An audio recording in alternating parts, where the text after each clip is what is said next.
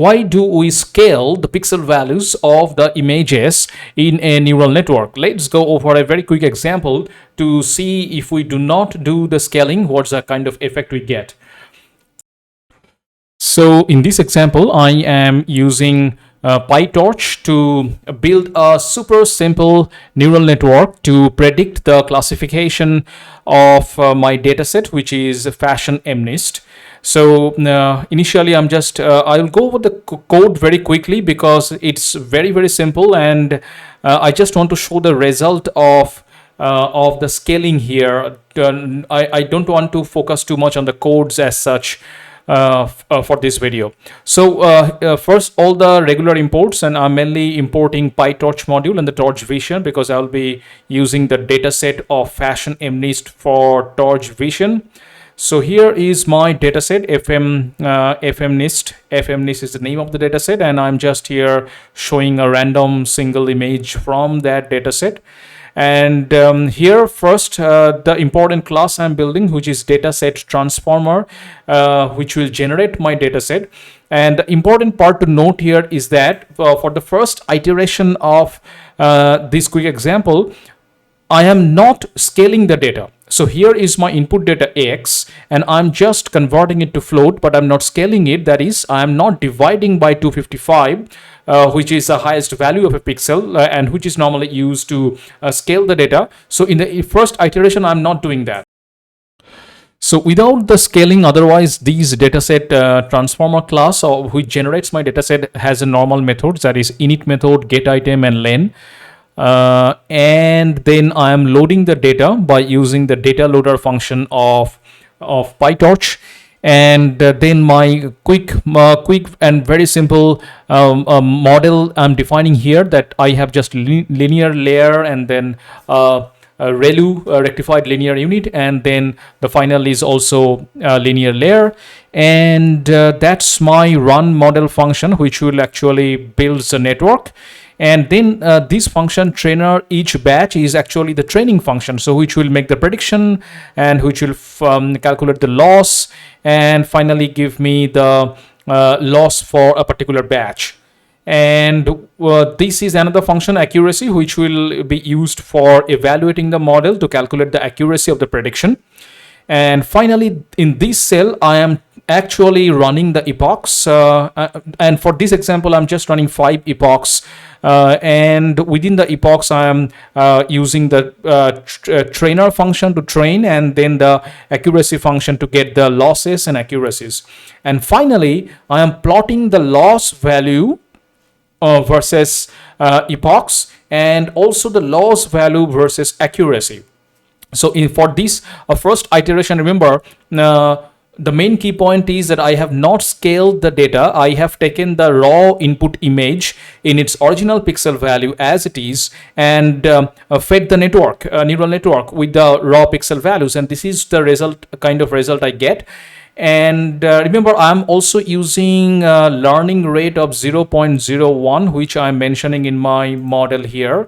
So under the run model function, when I am applying this SGD, that is stochastic gradient descent optimizer, I'm using a learning rate of 0.01. And with this setting, this is the result I'm getting. So especially note the accuracy. So for the first epoch, I got an accuracy of 11%, which is like super bad. And then with the increasing number of epochs, my accuracy is actually improving. But after 5 epochs, my accuracy only improved up to something like 17.5% or maybe 18%, which is, even that number is super bad. This is no way acceptable for any kind of project or any kind of prediction. And now in the second iteration, I will make one single change, and that is I am going to scale my input data, and I can do that here just with a single line. So I'm commenting out, no, sorry, not here in my dataset generator function here. So I'm commenting out this line x equal to x.float. Instead, I am bringing in this line, that is, I'm converting the input x to float and also dividing by 255, and that will effectively scale the input pixel values, input images pixel values between the range of 0.1, and this is normally achieved by dividing all the pixel values by the largest pixel value, which is 255, and this is performed across all channels regardless of the actual range of pixel values that are present in the image. So with this single change, I'm going to run the entire notebook again. It will take only a couple of minutes to get executed. It took only kind of 1.5 minutes to get executed, and now see my final plot. See the huge changes in accuracy. Just with a single line change, that is scaling the data, I improved my accuracy to almost 86% here. Previously, it was like 18%, 1.8, when I was feeding the neural network the original pixel value without scaling. And with scaling, I improved my pixel values by such substantial amount. So this is just a quick example. Now another quick explanation of how these scaling affects what's the fundamental concepts and what's the kind of what's the mathematics behind it, due to which these scaling is affecting my prediction result. Now let's quickly go over the scaling concept and how this affects the activation function calculation and why scaling is so important in almost all neural network modeling. So first, note the sigmoid function values formula. It is 1 divided by 1 plus e to the power minus input into weight. And this weight remains the same whether I'm scaling or not, but this input value, this is what changing. If I'm scaling, it will be much smaller value, that is between 0 and 1, and if I'm not scaling, this input will be large value. So that's what I'm calculating in the table below, that on the left hand side, this is for non-scaled version of sigmoid value calculation, and on the right hand I have the scaled version of sigmoid value calculation. In both the table, the weight values remains the same. Only change is the input column. Here on the left side, I have taken the non-scaled version of the pixel value, and I have taken the maximum value of a pixel in an image, which is 255. And on the right table, I have taken the same input values but scaled. That is scaled by dividing the input pixel value by the number 255, giving me 1 for each of them. And now note the difference between how sigmoid is changing in values in the left table versus how sigmoid value is changing in the right table. So in the left table, we can see that when the weight values are more than 0.1, the sigmoid value does not change with an increasing weight value.